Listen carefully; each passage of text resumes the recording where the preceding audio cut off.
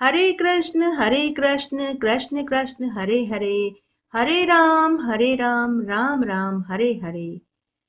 बोलिए विष्णु भगवान की जय, माता लक्ष्मी की जय। ओम नमो भगवते वासुदेवाय। राधे राधे, जय श्री कृष्णा। आप सभी को अजा एकादशी की ढेरों शुभकामनाएं। ईश्वर करे आपकी एकादशी का व्रत निर्विघ्न बिना किसी बाधा के पूरा हो। इसी शुभकामना को ध्यान में रखते हुए आज मैं आपके लिए अजा एकादशी की प्रमुख प्रमुख व्रत कथाएं लेकर आई हूँ। आइए अब हम अजा एकादशी की सभी पुण्य फल देने वाली कथाएं एक एक करके सुनते हैं। पहली कहानी इस तरह है। कुंती पुत्र युधिष्ठिर बोले कि हे जनार्दन, अब आप मुझे भादव मास के कृष्ण पक्ष की एकादशी के बारे में बतलाइए। इस एकादशी का क्या नाम है और इसके पूजन की क्या विधि है, वह भी विस्तार पूर्वक कहिए। तब भगवान श्री कृष्ण युधिष्ठिर से बोले कि हे राजन, भादवा मास के कृष्ण पक्ष की एकादशी को अजा एकादशी कहते हैं। जो मनुष्य इस दिन भगवान विष्णु की भक्ति पूर्वक पूजा करते हैं, व्रत रखते हैं, उनके समस्त पाप नष्ट हो जाते हैं। इस लोक और परलोक में सहायता करने वाली इस एकादशी व्रत के समान विश्व में दूसरी एकादशी नहीं है। भगवान कृष्ण आगे बोले कि हे युधिष्ठिर, अजा एकादशी के बारे में एक कहावत कही गई है, जिसने नहीं करी एकादशी अजा, उसे भुगतनी पड़ती है सजा। इस एकादशी को जो नहीं करता है, उसे इसकी सजा भुगतनी ही पड़ती है। हे राजन, इस संबंध में मैं तुम्हें एक पौराणिक कथा सुनाता हूँ, तुम ध्यान से सुनो। भगवान श्री राम जी के वंश में अयोध्या नगरी में एक चक्रवर्ती राजा हुए, जिनका नाम राजा हरिश्चंद्र था। राजा अपनी सत्यनिष्ठा और ईमानदारी के लिए प्रसिद्ध था। राजा के दरबार में जो भी जिस चीज का दान मांगने आता, राजा उसे वही चीज दान में देते थे। राजा की ईमानदारी सत्यनिष्ठा की प्रसिद्धि धरती से आकाश तक पहुंच गई। तब एक बार स्वर्ग लोक में सभी देवी देवता बैठे सभा में बातें कर रहे थे कि तभी नारद मुनि ने राजा हरिश्चंद्र की ईमानदारी सत्यनिष्ठा की प्रशंसा करी और कहा कि अगर पूरी धरती, आकाश, पाताल, स्वर्ग लोक में सत्य और ईमानदार है तो वह अयोध्या का प्रतापी राजा हरिश्चंद्र है। सभी देवताओं ने इस बात को स्वीकार कर लिया, लेकिन इंद्रदेव को यह बात सहन नहीं हुई। राजा इंद्र ने कहा कि मुसीबत और संकट पड़ने पर सभी झूठ बोलते हैं और बेईमानी का सहारा लेते हैं। अगर इस राजा हरिश्चंद्र पर घोर संकट पड़े तो यह भी झूठ का सहारा जरूर लेगा। इस राजा ने अभी तक दुख देखे नहीं हैं। दुख पड़ने पर यह भी लूट, खसोट और झूठ का सहारा जरूर लेगा। तो सभी देवताओं ने राजा हरिश्चंद्र की परीक्षा लेनी चाहिए। तब उनकी परीक्षा लेने के लिए विश्वामित्र को बुलाया गया और उन्हें पूरी योजना बताई गई। भगवान विष्णु जानते थे कि राजा हरिश्चंद्र सत्यवादिता व ईमानदारी पर अडिग है और हमेशा रहेंगे। वे मन ही मन मंद मंद मुस्कुराने लगे। तब अगले दिन विश्वामित्र राजा हरिश्चंद्र के महल में उनकी सभा में पहुंचे। विश्वामित्र को आया हुआ देखकर राजा हरिश्चंद्र अपने सिंहासन से उतरकर मुनि के आदर सत्कार में खड़े हो गए और प्रणाम करके बोले कि हे मुनिवर, आपने आने का क्यों कष्ट किया? मुझे अपनी सेवा में बुलवा लिया होता। तो मुनि ने कहा कि राजा, प्यासा कुएं के पास जाता है। क्या कभी तुमने कुएं को प्यासे के पास जाता देखा है? उसके बाद विश्वामित्र राजा हरिश्चंद्र से बोले कि हे राजा, तुम काम की बात सुनो, जिस प्रयोजन के लिए मैं तुम्हारे पास आया हूँ। हे राजन, मैंने तुम्हारी दान वीरता के चर्चे सुने हैं। मैंने सुना है कि दान मांगने वाले को उसकी पसंद की सभी चीज तुम दान में देते हो। क्या तुम मुझे भी मेरी इच्छा अनुसार चीज दान में देने को तैयार हो? तो राजा ने कहा कि मुनिवर, मांगिए, आपको क्या चीज दान में चाहिए? आप कहें तो सोना, चांदी, हीरे मोतियों से भरी हुई थैली दे दूं। 1 लाख दूध देने वाली गायें दान में दे दूं। 500 गांव आपके नाम कर दूं। आप बताइए आपको क्या दान में चाहिए। तो विश्वामित्र ने कहा कि राजा सोच लो, कहीं मेरे मांगने के बाद तुम दान देने से इनकार मत कर देना।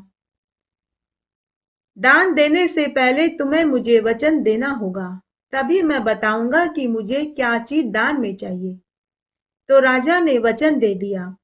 तब विश्वामित्र ने कहा कि राजा, मुझे राजसूय यज्ञ करवाना है, उसके लिए मुझे धन चाहिए।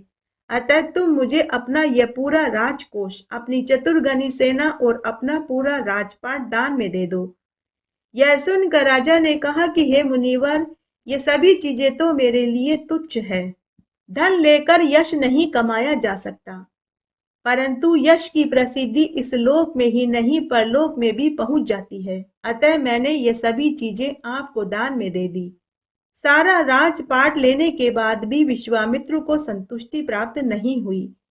वे बोले कि हे राजन, शास्त्रों में कहा गया है कि दान देने के बाद दक्षिणा भी देनी चाहिए, नहीं तो दान का अक्षय फल प्राप्त नहीं होता। अतः अब दान को सुफल बनाने के लिए तुम मुझे दक्षिणा भी दो। तो राजा ने कहा कि मुनिवर, आपको कितनी दक्षिणा चाहिए। विश्वामित्र ने कहा कि तुम अपने वजन का 4 गुना स्वर्ण मुद्रा मुझे दक्षिणा में दे दो। राजा ने कहा कि मुनिवर, अभी मेरे पास आपको देने के लिए धन नहीं है, अतः आप मुझे थोड़ा समय दीजिए। तो विश्वामित्र ने राजा को 1 महीने का समय दिया। राजा ने अपनी पत्नी तारामती को पूरी बात बताई। तो एक क्षत्रिय रानी ने उसी समय राजसी कपड़े आभूषणों का त्याग कर दिया और साधारण वस्त्र पहनकर अपने पुत्र को गोदी में लेकर सारा राजपाट का सुख छोड़कर पति के साथ पैदल पैदल चल दी। राजा हरिश्चंद्र अपनी पत्नी तारामती और पुत्र रोहित को लेकर अयोध्या से निकलकर काशी नगरी में झोपड़ी बनाकर रहने लगे।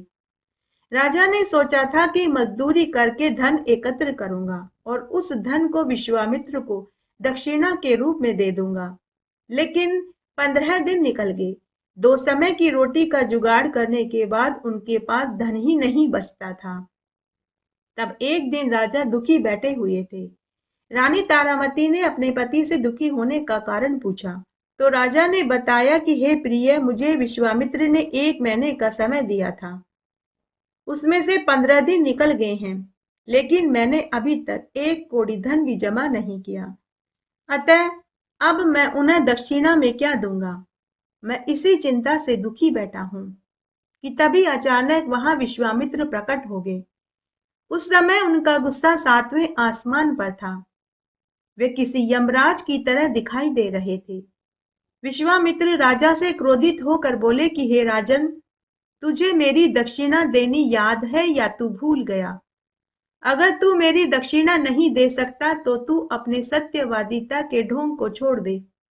तो राजा ने कहा कि हे महाराज, 100 अश्वमेध यज्ञ का पुण्य तराजू के एक पलड़े में और मेरे सत्यवादिता के पुण्य को तराजू के दूसरे पलड़े में रख कर आप तोलेंगे तो मेरे सत्य का पलड़ा ही भारी बैठेगा। यह सुनकर विश्वामित्र और भी खींच गए और वे बोले कि राजा, मुझे इन सब बातों से क्या लेना देना है।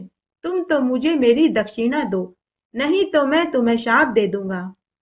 तो राजा ने कहा कि हे मुनिवर, माना कि अभी 15 दिन निकल गए हैं, लेकिन अभी 15 दिन शेष हैं। मैं आपको वचन देता हूं कि मैं 1 महीने से पहले आपको आपकी दक्षिणा जरूर दे दूंगा।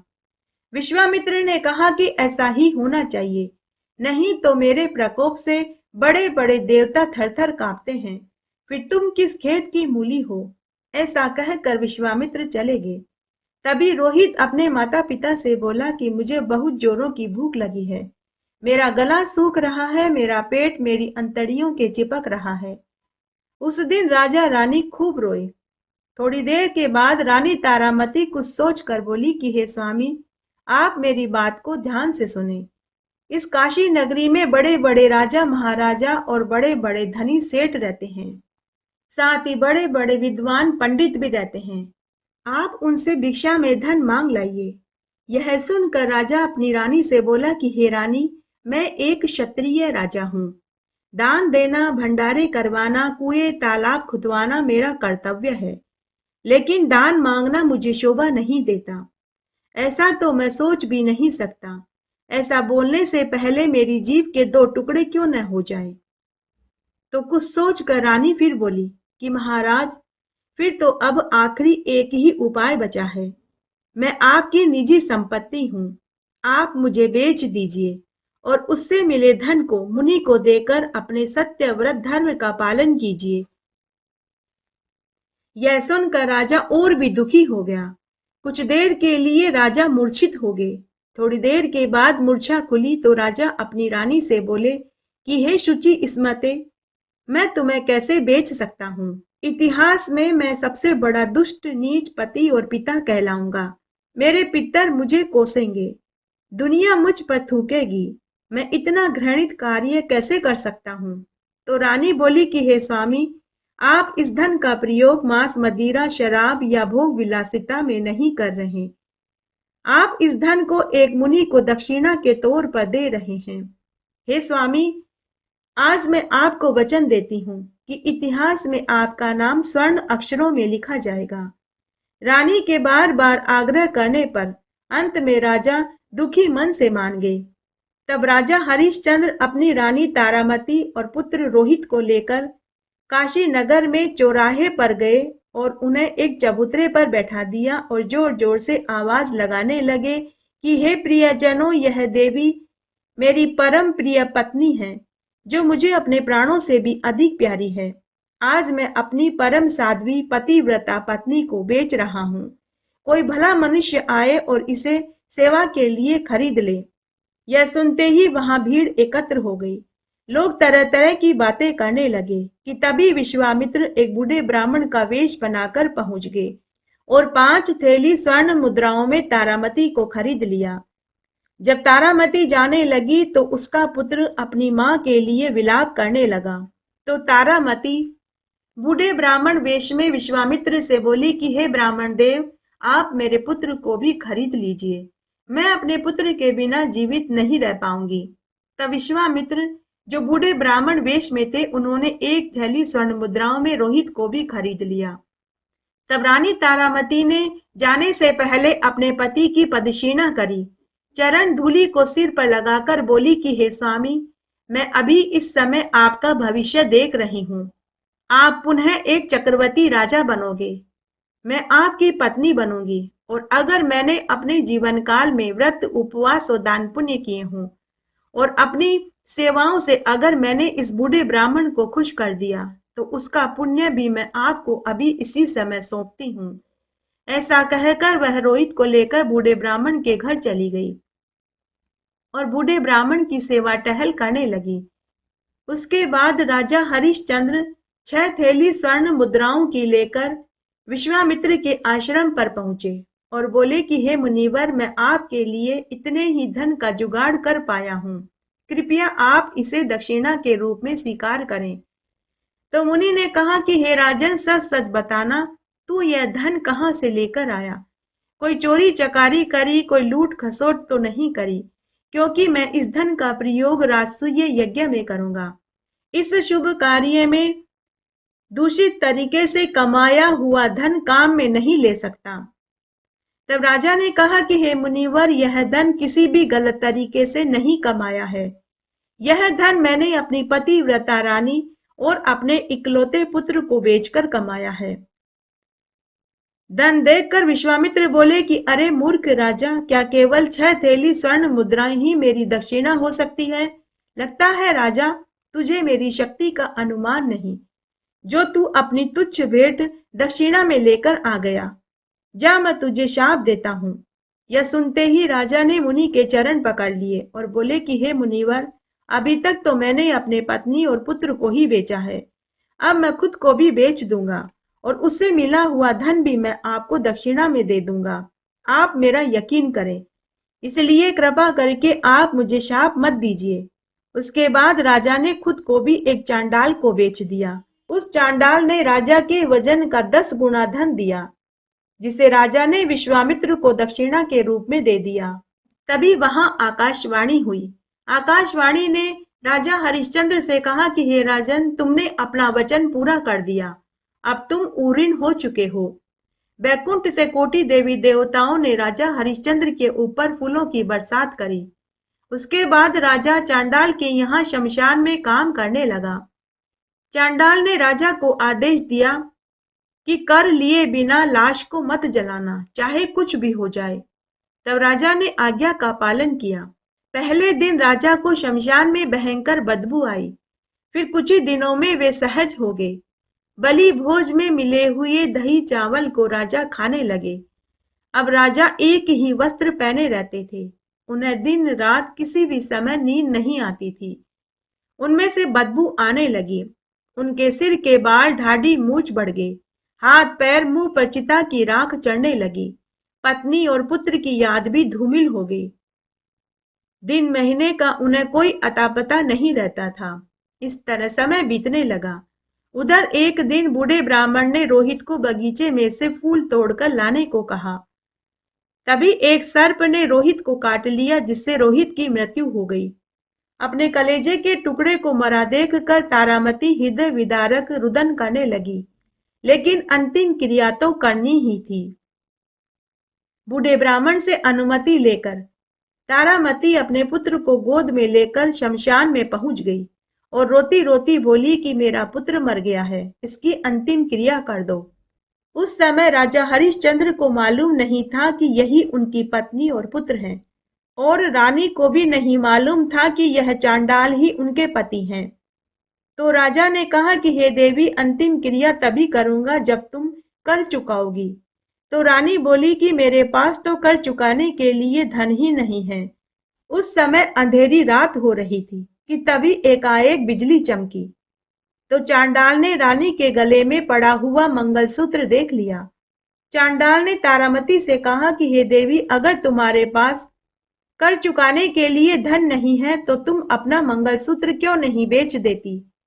रानी तारामती को एक वरदान मिला हुआ था कि उनके मंगलसूत्र को उनके पति के अलावा और कोई नहीं देख सकता था। यह बात सुन तारामती समझ गई कि यह चांडाल ही उनका पति है। रानी तारामती राजा के चरणों में गिर कर रोने लगी और बोली कि हे स्वामी, मैं आपकी पत्नी तारामती और यह हमारा पुत्र रोहित है। सर्पदंश से हमारा पुत्र मर गया है। यह सुनकर राजा अंदर ही अंदर रोने लगा, लेकिन कुछ संभल कर बोला कि हे देवी, मैं इस शमशान के मालिक का नौकर हूँ। मुझे आज्ञा दी गई है कि कर चुकाए बिना किसी की भी लाश न जलाऊं। अतः हे देवी, आपको कर तो चुकाना ही पड़ेगा, नहीं तो अंतिम क्रिया नहीं होगी। पति के बेरुखी भरे जवाब को सुनकर रानी बोली कि हे स्वामी, आप इतने निष्ठुर पिता कैसे हो सकते हैं। हमारा पुत्र मरा पड़ा है और आपको कर चाहिए। तो राजा ने कहा कि हे देवी, मेरे हाथ पैर बंधे हुए हैं, मैं लाचार हूँ, कुछ नहीं कर सकता, तो मैं कर तो देना ही पड़ेगा। तब रानी ने अपनी साड़ी के 2 टुकड़े किए, एक टुकड़े से तन ढका और साड़ी का दूसरा टुकड़ा कर के रूप में दे दिया। ऐसा मर्म हृदयी दृश्य को देखकर बैकुंठ से कोटि देवी देवता उसी समय वहां प्रकट हो गए। भगवान विष्णु ने अमृत छिड़ककर रोहित को जीवित कर दिया और कहा कि हे राजा, हम सब तो तुम्हारी परीक्षा ले रहे थे, तुम हमारी परीक्षा में सफल हुए। अब हम तुम्हें तुम्हारा राजपाट तुम्हें वापस दे रहे हैं। आप अपने राज्य का उत्तराधिकार अपने पुत्र को सौंपकर हमारे साथ स्वर्ग में चलिए। तो राजा ने कहा कि हे देवताओं, लेकिन अभी तक तो मैं इस शमशान के मालिक का दास हूँ, उनकी आज्ञा के बिना कैसे चल सकता हूँ। तो भगवान बोले कि हे राजा, वह चांडाल और कोई नहीं, खुद यमराज हैं। तब राजा ने कहा कि हे देवताओं, लेकिन फिर भी मैं अकेला स्वर्ग का सुख भोगने कैसे जा सकता हूँ। आप मेरे साथ मेरी प्रजा, मेरी पत्नी और पुत्र को भी लेकर चलिए। तो विष्णु भगवान बोले कि हे राजा, मनुष्य के कर्म ही निर्धारित करते हैं कि उन्हें मरने के बाद स्वर्ग का सुख मिलेगा या नरक का दुख। तुमने अच्छे पुण्य किए हैं, इसलिए मात्र तुम्हें ही स्वर्ग का सुख मिल रहा है। तो राजा ने पुनः कहा कि हे प्रभु, अगर ऐसी बात है तो मैं अपने जीवन भर के कमाए हुए पुण्यों का फल अपनी प्रजा, पत्नी और पुत्र को सौंपता हूँ। आप उन्हें स्वर्ग का सुख दे दीजिए, मैं नरक का दुख भोगने को तैयार हूँ। राजा का जवाब सुनकर सभी देवता गदगद हो गए।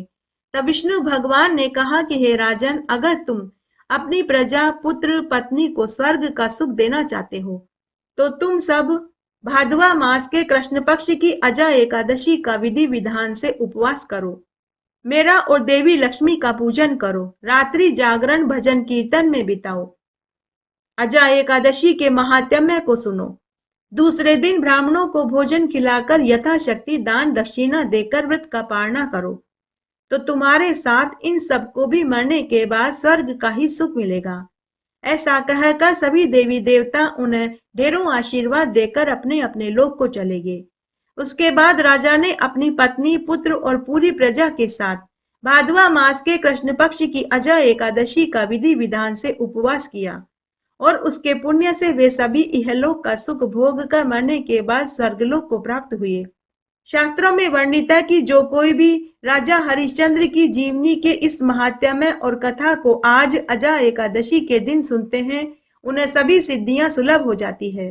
धन चाहने वाले को धन, विद्या चाहने वाले को विद्या, पुत्र चाहने वाले को पुत्र, मनपसंद जीवन साथी चाहने वाले को मनपसंद जीवन साथी मिलता है और बुजुर्गों को मरने के बाद वैकुंठ का वासा मिलता है। भगवान श्री कृष्ण कथा का विसर्जन करते हुए युधिष्ठिर से आगे बोले कि हे राजन, पूर्व जन्म में राजा हरिश्चंद्र के द्वारा अजा एकादशी का अपमान हो गया था। उन्हें उन्हीं का शाप लगा था। उन्हें इसी का दंड इस जन्म में भोगना पड़ा। इसीलिए इस जन्म में उनका पूरा राजपाट चला गया। उन्हें अपनी पत्नी, पुत्र और खुद को भी चांडाल को बेचना पड़ा। अतः उस शाप से मुक्ति का एकमात्र यही उपाय था। तो देवताओं ने उससे, उसके परिवार और प्रजा से अजा एकादशी का उपवास करवाया। इसलिए हे राजन, तुम भी भादवा मास के कृष्ण पक्ष की अजा एकादशी का उपवास करो, भगवान विष्णु, माता लक्ष्मी का पूजन करो, रात्रि जागरण भजन कीर्तन में बिताओ और अजा एकादशी के महात्म्य और कथा कहानी का श्रवण करो। तुम्हें भी इस एकादशी का संपूर्ण फल प्राप्त होगा। आइए अब हम एकादशी की दूसरी कहानी सुनते हैं। एक बार एक गांव में एक ब्राह्मण दंपति रहते थे। ब्राह्मण रोज भिक्षा मांगने जाता था। उसी से उन दोनों का गुजर बसर चलता था।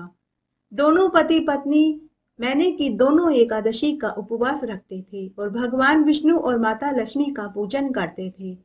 वे बड़े ही संतुष्टि जीव थे। अगर उनके पास 4 रोटी होती और कोई उनके दरवाजे पर भिक्षा मांगने आता तो उसमें से वे 2 रोटी उसे दे देते और खुद एक एक रोटी खाकर, पानी पीकर, प्रभु स्मरण का नाम लेकर सो जाते।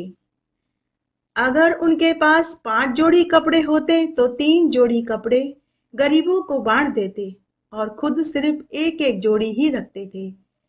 तब एक दिन की बात है, ब्राह्मण को भिक्षा नहीं मिली तो उस दिन वे दोनों पानी पीकर ही सो गए।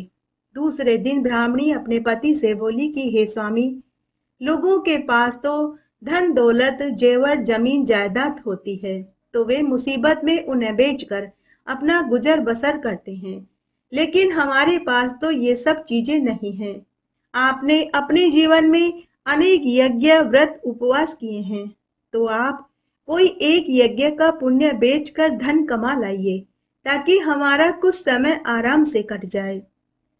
ब्राह्मण की यह इच्छा बिल्कुल नहीं थी कि वह अपने जीवन में अर्जित पुण्य को बेचे, लेकिन पेट भरने की समस्या उनके सामने खड़ी थी। अतः इच्छा न होते हुए भी वह अपनी पत्नी की बात को मान गया। उस दिन ब्राह्मणी ने पड़ोस में से एक कटोरा आटा उधार मांगकर 4 रोटियां बनाई। उन 4 रोटियों व गुड़ को एक पोटली में बांधकर अपने पति को दे दी और बोली कि जब आपको भूख लगे भोजन खा लेना। इस तरह ब्राह्मण यज्ञ बेचने अपने घर से निकल पड़ा। चलते चलते वह एक अन्य नगर में पहुंचा। वहां उसे एक तालाब दिखाई दिया तो ब्राह्मण ने सोचा कि दोपहर हो गई है, पहले रोटी खा लेता हूँ, उसके बाद यज्ञ बेचने जाऊंगा।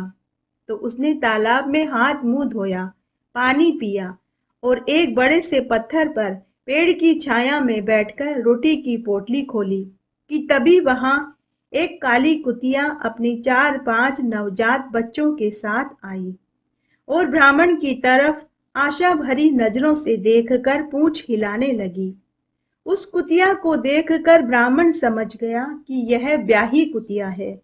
इसने अभी थोड़ी देर पहले ही बच्चों को जन्म दिया है और यह भूख से तड़प रही है। ब्राह्मण को कुतिया के ऊपर दया आ गई, तो ब्राह्मण ने कुतिया को एक रोटी खाने को दे दी। वह कुतिया बहुत भूखी थी, झट से एक रोटी को खाकर चट कर गई और फिर से आशा भरी दृष्टि से ब्राह्मण की ओर देखने लगी और पूंछ हिलाने लगी। ब्राह्मण को उसके ऊपर दया आ गई, तो उसने अपनी चारों रोटियां और गुड़ कुतिया को खिला दी। ब्राह्मण मन ही मन सोचने लगा कि मैं तो शाम को घर जाकर रोटी खा लूंगा, लेकिन यह बेचारी कहाँ से खाएगी। आसपास कोई घर भी नहीं है जो इसे रोटी देवे। तब ब्राह्मण पानी पीकर यज्ञ बेचने निकल पड़ा। तब वह एक ऐसी नगरी में पहुंचा जहां राजा महाराजा व धनी सेठ रहते थे। ब्राह्मण जोर जोर से आवाजें लगाने लगा कि कोई मेरे यज्ञ के पुण्य को खरीद लो, कोई मेरे यज्ञ के पुण्य को खरीद लो। तभी उस नगर के राजा रानी ने ब्राह्मण की आवाज सुन ली। तब रानी राजा से बोली कि महाराज, लगता है यह ब्राह्मण जरूर किसी मुसीबत में है, जो यह अपने यज्ञ का पुण्य बेचने निकला है। महाराज, आप नौकर को भेजकर इस ब्राह्मण को महल में बुलवाइए, हम इसके यज्ञ के पुण्य को खरीद लेंगे। तो राजा ने नौकर भेजकर ब्राह्मण को महल में बुलवाया। उस समय भोजन का समय हो रहा था। राजा रानी ने पहले ब्राह्मण को भोजन कराया, फिर पूछने लगे कि बताओ ब्राह्मण, तुमने अपने जीवन काल में कौन कौन से यज्ञ किए हैं। तो ब्राह्मण अपने किए गए यज्ञों के नाम गिनवाने लगा।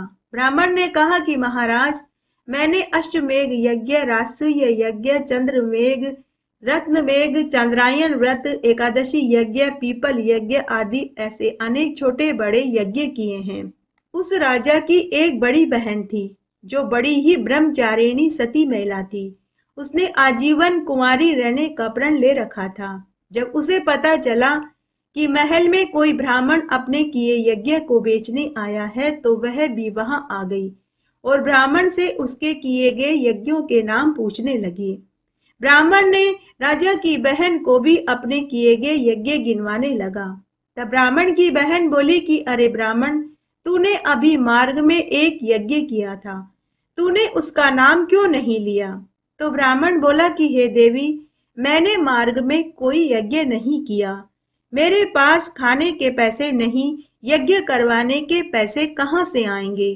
तो राजा की बहन बोली कि हे ब्राह्मण, अभी थोड़ी देर पहले तूने एक भूखी ब्याही कुतिया को 4 रोटी और गुड़ खिलाया था। तेरा यह यज्ञ तेरे पूर्व के किए गए यज्ञों से अधिक पुण्यदायी है। अगर तू बेचना ही चाहता है तो हम तेरे इस यज्ञ को खरीद लेंगे। यह सुनकर ब्राह्मण आश्चर्य में पड़ गया। वह मन ही मन सोचने लगा कि जब मैंने कुतिया को गुड़ और रोटी खिलाई थी तब वहां कोई नहीं था, फिर इन्हें कैसे पता चला कि मैंने एक ब्याही कुतिया को गुड़ और रोटी खिलाई। ब्राह्मण राजा की बहन के चरणों में बैठकर हाथ जोड़कर बोला कि हे देवी, आप तो अंतर्यामी पुण्य आत्मा हैं, भला आपको इन सब का कैसे पता चला। फिर ब्राह्मण राजा रानी से बोला कि महाराज, आपकी बड़ी बहन सत्य कह रही है। आपकी बहन बड़ी ही सदाचारिणी सती महिला है। इनके प्रभाव का कारण तो यही जानती हैं। अगर आप इस वाले यज्ञ को खरीदना चाहते हैं तो मैं इसे भी बेचना चाहता हूँ। तो राजा ने कहा कि बताओ, तुम इसका क्या मोल लोगे। ब्राह्मण ने कहा कि महाराज, आप मेरी 4 रोटी और गुड़ जो मैंने कुतिया को खिलाई थी उसके वजन जितना धन दे दीजिए। तब राजा रानी ने ब्राह्मण से रोटी और गुड़ की साइज पूछी। तो ब्राह्मण बोला कि महाराज, एक छोटी गेंद जितना गुड़ था तथा मेरी छोटी उंगली जितनी मोटी और मेरे एक बिलांद जितनी लंबी रोटी थी। राजा ने उसी नाप की रोटियां नौकर से बनवाई। फिर तराजू के एक पलड़े में 4 रोटी और गुड़ रखा तथा तराजू के दूसरे पलड़े में सोने चांदी के सिक्के, धन और जेवरात रखने लगे। लेकिन राजा का सारा राजकोष खाली हो गया। सारे जेवरात तराजू के पलड़े में रख दिए, लेकिन फिर भी धन वाला पलड़ा हल्का ही रहा, रोटी और गुड़ वाला पलड़ा भारी रहा। राजा रानी और उनकी बहन सभी आश्चर्य में पड़ गए। जब ब्राह्मण ने देखा कि रोटी और गुड़ वाला पलड़ा टस से मस भी नहीं हुआ, तो ब्राह्मण ने राजा रानी से कहा कि महाराज, अब मैं अपने इस यज्ञ के पुण्य को नहीं बेचना चाहता।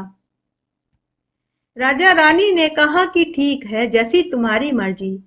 जब ब्राह्मण जाने लगा तो राजा की बहन ने अपने भैया भाभी से कहा कि आप इस ब्राह्मण को 500 स्वर्ण मुद्राएं दे दो। तो राजा रानी ने उस ब्राह्मण को 500 स्वर्ण मुद्राएं देकर विदा कर दिया। ब्राह्मण वापस उसी तालाब के किनारे आया। वह कुतिया अभी भी अपने बच्चों के साथ वहीं बैठी थी। तभी वहां आकाशवाणी हुई। आकाशवाणी ने कहा कि अरे ब्राह्मण, तू इस कुतिया के पास पड़े इन छोटे छोटे कंकर पत्थर फूल पत्तियों को अपने गमछे में भर कर घर ले जा, तेरा कल्याण हो जाएगा। ब्राह्मण को आकाशवाणी सुनकर बड़ा आश्चर्य हुआ। तब ब्राह्मण ने ऐसा ही किया। ब्राह्मण घर जाने लगा तो मन ही मन सोचने लगा कि जरूर यह कुतिया पिछले जन्म में कोई पुण्य आत्मा रही होगी। उसके बाद ब्राह्मण घर आ गया। ब्राह्मण के घर आते ही पत्नी ने पूछा कि क्या आपने यज्ञ बेच दिया और उससे आपको कितना धन मिला? तो ब्राह्मण ने अपनी पत्नी को पूरी बात बता दी। उसके बाद दोनों पति पत्नी भोजन खाकर सो गए। दूसरे दिन ब्राह्मणी सुबह जल्दी उठी, घर आंगन बुहारा, नहा धोकर पूजा पाठ करके चाय बनाई और अपने पति को जगाने लगी। फिर उसने अपने पति के गमछे में से रोटी की पोटली वाला कपड़ा धोने के लिए निकालने के लिए पति का गमछा खोला तो उसमें रखे कंकड़ पत्थर फूल पत्तियां सोने चांदी हीरे जवाहरात के आभूषणों में बदले हुए मिले। ब्राह्मणी ने अपने पति को दिखाया तो पति ने कहा कि भगवान, इसमें तो मैं कंकड़ पत्थर फूल पत्तियां भरकर लाया था। दोनों पति पत्नी ने भगवान को धन्यवाद दिया। फिर ब्राह्मण अपनी पत्नी से बोला कि भगवान, अब तू रोज सुबह शाम मुझे 4 रोटी बनाकर दिया कर, मैं रोज ब्याही कुतिया को गुड़ रोटी खिलाया करूंगा। अब दोनों पति पत्नी ऐसा ही करने लगे और इस जीवन का सुख भोग कर मरने के बाद वैकुंठ को प्राप्त हुए। बोलिए लक्ष्मी नारायण भगवान की जय। आइए अब हम एकादशी की पवित्र पुण्य फल देने वाली तीसरी कथा का श्रवण करते हैं। एक बार काशी नगरी में एक राजा थे। वे बड़े ही धार्मिक प्रवृत्ति के थे। भगवान महादेव और माता पार्वती जी के परम भक्त थे। वे रोज घंटों बैठकर भगवान महादेव जी के मंदिर में पूजा पाठ किया करते थे। रोजाना अलग अलग चीजों से शिवलिंग को सजाते थे, कभी पुष्पों से तो कभी हीरे मोती सोने चांदी के आभूषणों से, तो कभी रुद्राक्ष के मोतियों से, तो कभी सब्जियों से, तो कभी काजू बादाम जैसे सूखे मावों से भगवान का श्रृंगार करते थे। राजा की भक्ति देखकर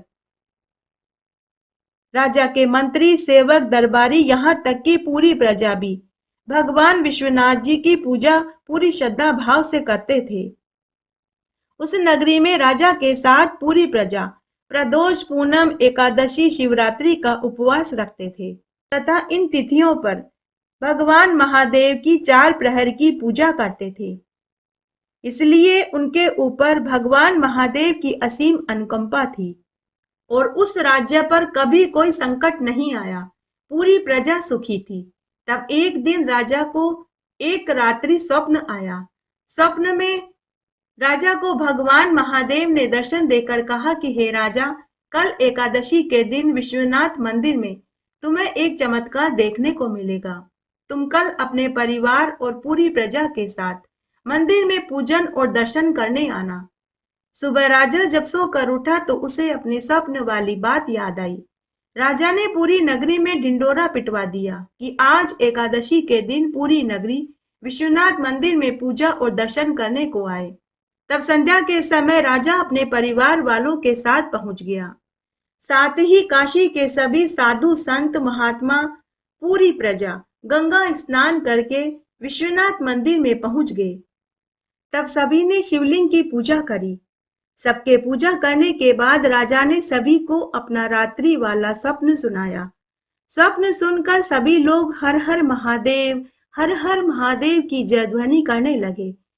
उसके बाद सबने आरती करी।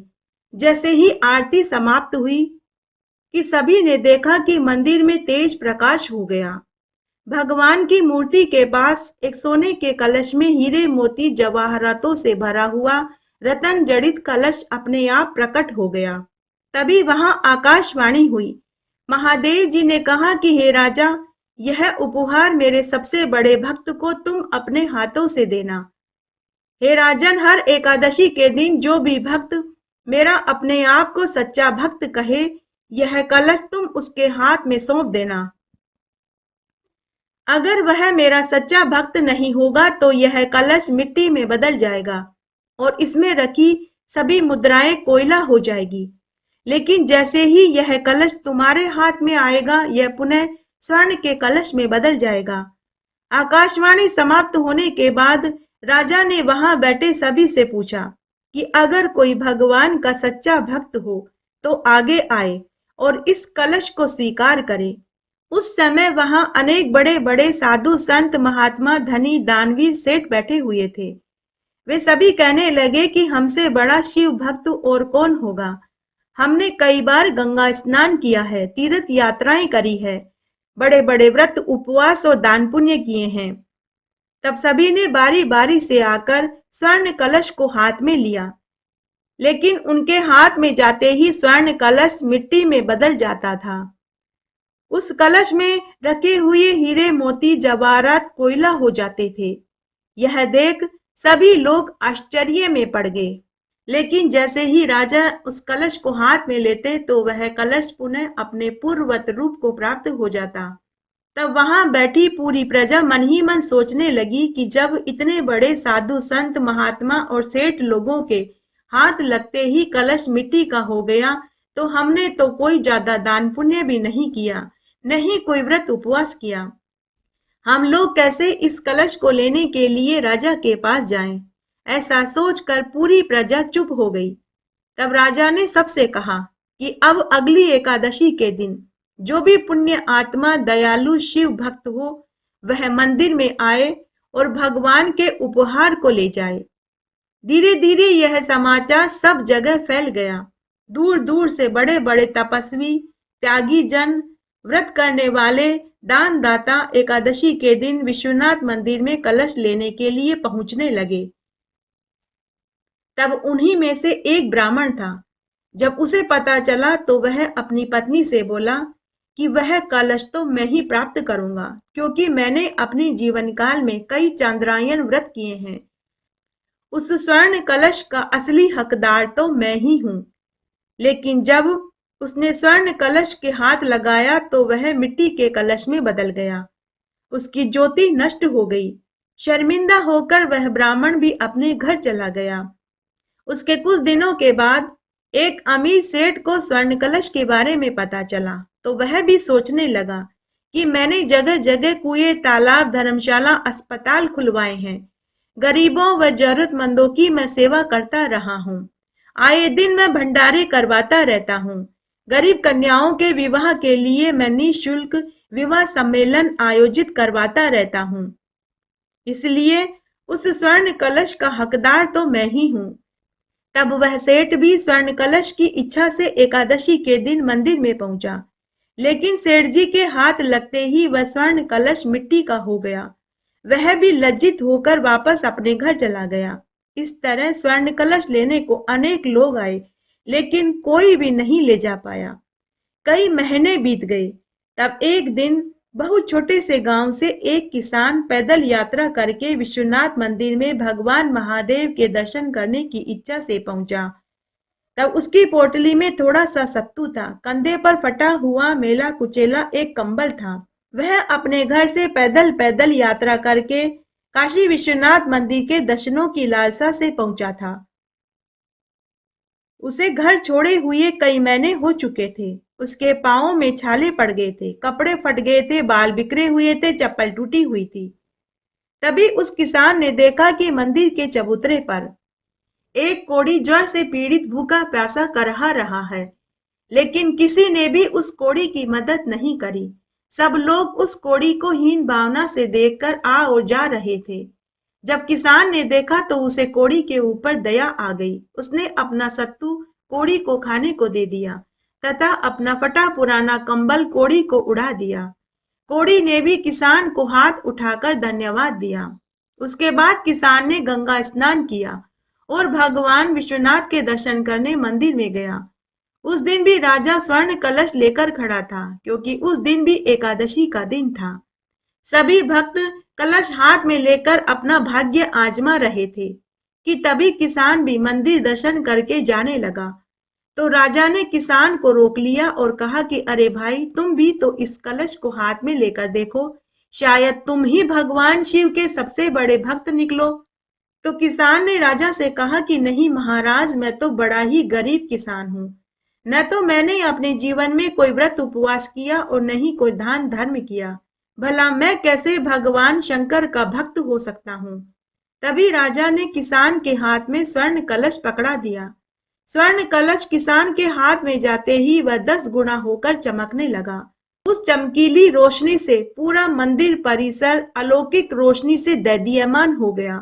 वहां खड़े सभी लोग आश्चर्य से देखने लगे। तब राजा ने किसान से कहा कि अरे भाई, भगवान महादेव ने यह स्वर्ण कलश तुम्हारे ही लिए भेजा था। तुम तो भगवान शिव के सबसे बड़े भक्त निकले। जो व्यक्ति दीन दुखियों की मदद करता है, हमेशा शुभ कर्म में लगा रहता है, किसी के भी दिल को ठेस नहीं पहुंचाता तथा अपने किए गए दान धर्म और व्रत उपवास का ढिंडोरा नहीं पीटता, वही सबसे बड़ा दयालु पुण्य आत्मा और शंकर भगवान का भक्त होता है। उसके बाद राजा ने अपने सैनिकों को आदेश दिया कि इस किसान को रथ में बैठाकर स्वर्ण कलश के साथ इसे इसके घर तक छोड़कर के आओ। बोलिए शंकर भगवान की जय, बोलिए माता पार्वती जी की जय। आइए अब हम गणेश जी की व्रत कथा सुनते हैं। बोलिए गणेश जी महाराज की जय। एक बार एक गांव में एक ब्राह्मण था। उसका नाम सोमदत्त था। वह अपनी बीमार पत्नी और एक बेटी के साथ रहता था। ब्राह्मण की पत्नी गणेश भगवान की परम भक्त थी। जब उसकी बेटी 8 साल की हुई तो वह भी अपने माँ की तरह गणेश भगवान की पूजा पाठ और व्रत उपवास करने लगी। ब्राह्मण के पास थोड़ी सी जमीन थी जिस पर वह खेती बाड़ी करके अपना परिवार पाल रहा था। तब अधिक बीमार रहने से ब्राह्मण की पत्नी एक दिन चल बसी। सगे संबंधियों के दबाव में आकर ब्राह्मण ने दूसरा विवाह कर लिया। दूसरी पत्नी अपने साथ अपने 2 पुत्रों को लेकर आई थी।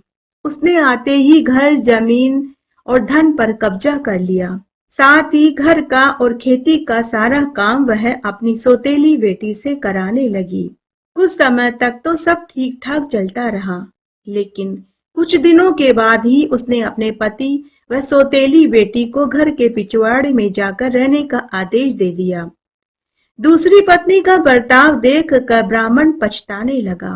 मन ही मन सोचने लगा कि मैंने अपने ही हाथों अपनी गृहस्थी उजाड़ दी, लोगों के कहने में आकर दूसरा विवाह किया, इससे मेरी बेटी का भविष्य उजड़ गया।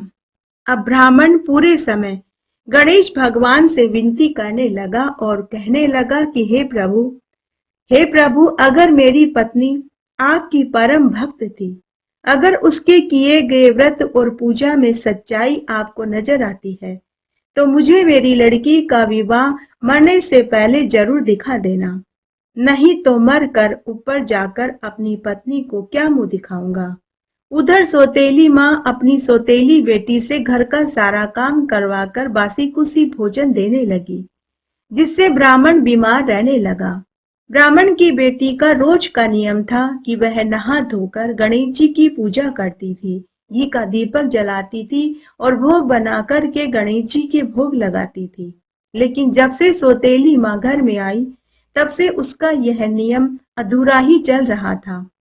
वह न तो अब घी का दीपक जला पाती थी, न ही भोग बनाकर के भोग चढ़ा पाती।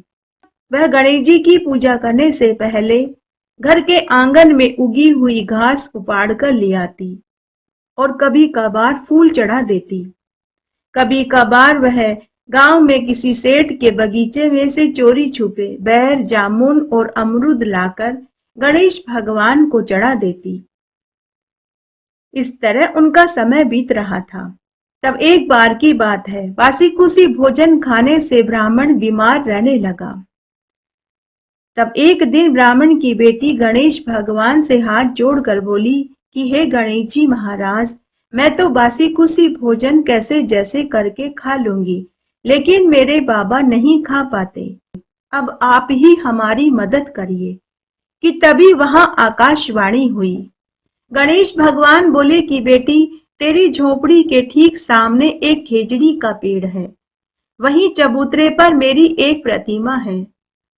मेरी प्रतिमा पर रोज एक सेठ जी घी का चूरमा दाल बाटी एक पत्तल में रख कर जाता है। तू रोज उसे प्रसाद समझ कर घर ले आया कर और तुम दोनों खा लिया करो। आकाशवाणी सुनकर ब्राह्मण की बेटी वहीं गई। उसे वहां देसी घी चूरमा दाल बाटी की पत्तल भरी हुई मिली। अब दोनों बाप बेटी गरम गरम भगवान गणेश का प्रसाद खाने लगे, जिससे कुछ ही दिनों में बाप बेटी दोनों स्वस्थ और तंदुरुस्त हो गए। उधर वह ब्राह्मण की दूसरी पत्नी गणेश भगवान के भक्त को घर से निकालने और उनका अपमान करने के कारण उसे पाप दोष चढ़ गया। उसे बहुत दुख देखने पड़े। उसके घर में एक दिन अचानक से आग लग गई। घर में पड़ा सारा अन्न धन जलकर राख हो गया। जो थोड़ा बहुत धन रुपया और जेवर बचे थे उसे चोर चुरा कर ले गए। अब तो उन्हें एक दिन का भोजन मिलना भी मुश्किल हो गया था। इस तरह समय बीतने लगा। जब ब्राह्मण की बेटी विवाह लायक हुई तो गणेश भगवान ने उसी नगर के राजा को स्वप्न में दर्शन देकर कहा कि हे राजन, तू अपने पुत्र का विवाह सोमदत्त ब्राह्मण की बेटी से करवा दे। जैसे कि तू मेरा परम भक्त है, वैसे ही वह ब्राह्मण की बेटी भी मेरी सबसे प्रिय भक्त है। दूसरे दिन राजा ने अपना स्वप्न अपनी रानी को सुनाया। तब राजा ने मंत्री भेजकर अपने पुत्र के विवाह का रिश्ता ब्राह्मण सोमदत्त की बेटी के घर भिजवाया। ब्राह्मण मंत्री से बोला कि महाराज, मैं तो बड़ा ही निर्धन हूँ, मेरे पास विवाह करने के लिए धन ही नहीं है। मंत्री ने कहा कि हे ब्राह्मण देव, आप इसकी चिंता फिक्र मत करिए, सब इंतजाम हो जाएगा। तब एक दिन धूमधाम से राजा के लड़के से ब्राह्मण की बेटी का विवाह हो गया। तब ब्राह्मण ने अपनी बेटी को ढेरों आशीर्वाद देकर विदा करने लगा तो बेटी अपने पिता की चिंता करने लगी। पिता ने अपनी बेटी से कहा कि बेटी, तू मेरी चिंता फिक्र मत कर, मैं अब तीर्थ यात्रा को जा रहा हूँ। उसके बाद ब्राह्मण तीर्थ यात्रा को चला गया। हे गणेश जी महाराज, जैसे आपने ब्राह्मण की बेटी की सुनी वैसे सबकी सुनना। कहानी कहने वाले की, सुनने वाले की और हुक्कारा भरने वाले की। बोलिए विष्णु भगवान की जय, माता लक्ष्मी की जय। इस तरह आज हमने अजा एकादशी की प्रमुख प्रमुख व्रत कथाएं सुनी। आशा करती हूँ ये आपको जरूर पसंद आएगी। मेरे साथ बने रहने के लिए आपका धन्यवाद। आगे आने वाली कथा कहानी के लिए भी आप इसी तरह मेरे साथ बने रहें। धन्यवाद।